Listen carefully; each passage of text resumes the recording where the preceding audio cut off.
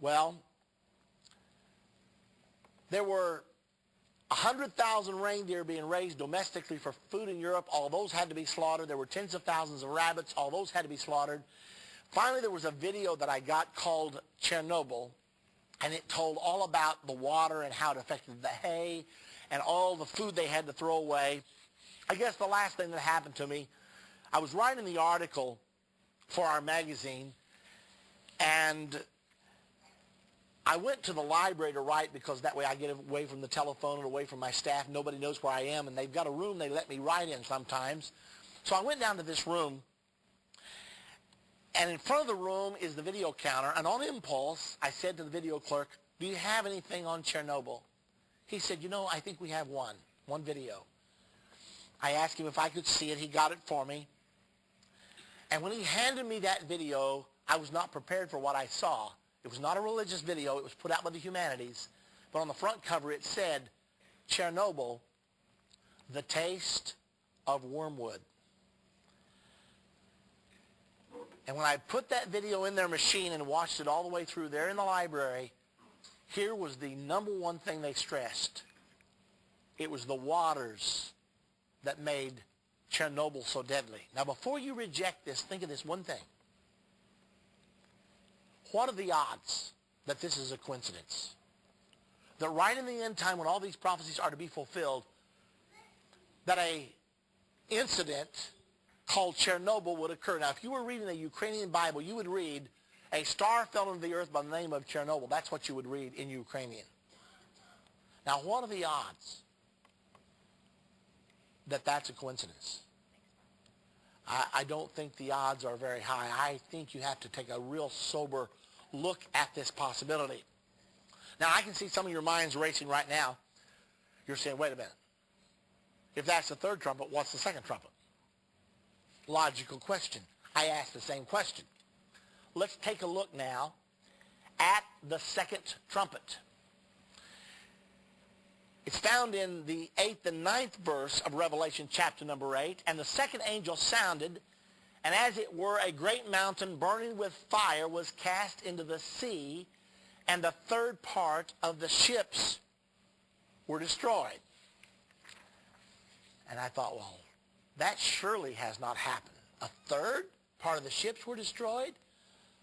But then it dawned on me that in this century, we had a horrible, horrible war called World War II.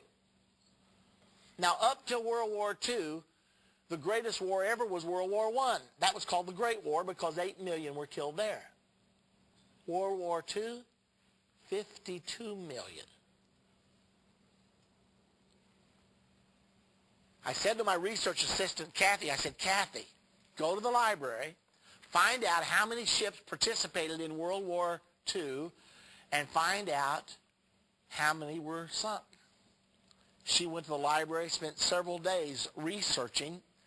When she came back with the information, this is what she brought to me. In World War II, there were 105,127 ships, counting merchant ships and battleships, that participated in World War II. There were 36,387 destroyed. How close is that to 1/3?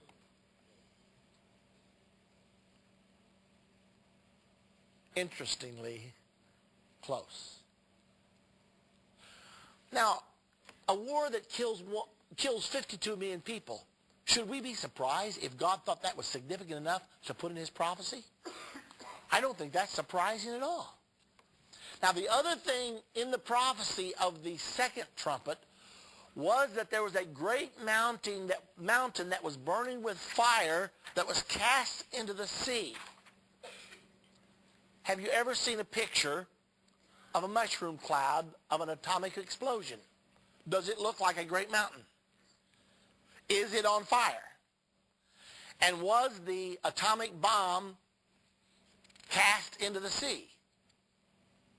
Japan is out there, a little island in the sea. Is that right? Makes too much sense, doesn't it?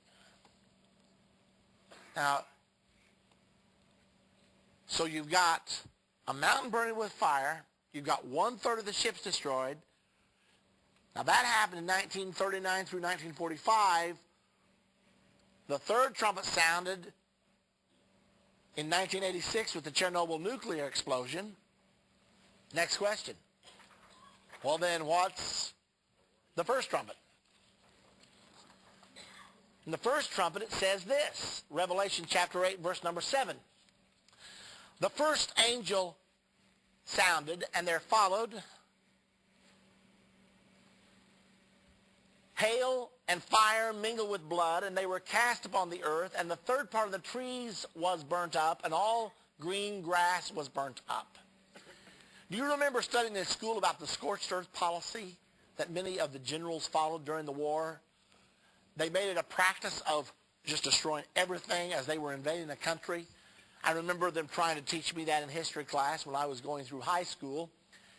Now, this could well be referring to the huge guns, the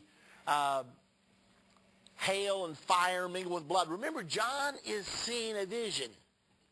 He has never seen a nuclear cloud in his life. He has never seen a mushroom cloud. He doesn't know what, he's only recording for us what he has seen. And John went to his grave not knowing what he saw. So he merely is giving it to us, and he never did understand it. Because it wasn't written for him. It was written for the people of the time of the end. It was written for us. So now we're taking what he was told, and we're trying to fit it into what in fact has happened in this era that we call the end time. This appears to talk about the bombings and the huge guns and the horrible war called the Great War. Also, it was World War I where biological weapons were first used. And this could well refer to that as well. Now, I wouldn't be willing to tell you I'm absolutely 100% persuaded that I'm right on this. I think this is correct. Now, the second trumpet, I can't deny that one. The third trumpet, it's too much there for me to explain away. So if the third trumpet was Chernobyl, the second trumpet was World War II, it seems quite likely that the first trumpet was World War I. Now, whether that is true or not, we now need to take a look at the fourth trumpet. The fourth trumpet is located in the 12th verse of the 8th chapter of the book of Revelation. And it reads like this, and the fourth angel sounded, and the third part of the sun was smitten, and the third part of the moon, and the third part of the stars, so as the third part of them was darkened, and the day shone not for a third part of it, and the night likewise. Another account of this prophecy is given by Jesus in Matthew chapter 24, only he says it a different way. He says in Matthew 24, verse 22, and except those days should be shortened, there should no flesh be saved. But for the elect's sake, those days shall be shortened. Now in Revelation chapter number 8, talking about the fourth trumpet, it says the sun will not shine for 1/3 part of the day, the moon shall not shine for 1/3 part of the night. Jesus merely said in Matthew 24, the days will be shortened. Now, I'm very happy to have my wife with me this evening, and she came home one day.